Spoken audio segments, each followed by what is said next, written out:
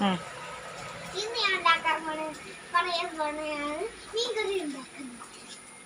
അതിന് മീനെ മേടിക്കുക, പിന്നെ മീനിനെ വെട്ടി ഞുറുക്കി അതിൻ്റെ വേസ്റ്റെല്ലാം പട്ടിക്ക് പൂച്ചയ്ക്ക് എന്തെങ്കിലും ഇട്ട് കൊടുക്കുക. എന്നിട്ട് ആ മീനെടുത്ത് കഴുകണം നന്നായിട്ട്.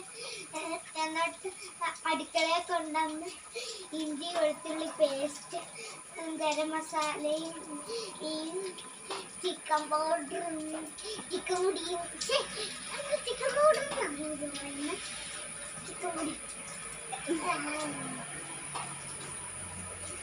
ചിക്കൻ മസാലയും പിന്നെ ഗരം മസാലയും പിന്നെ വെളുത്തുള്ളി ചതച്ചിടണം.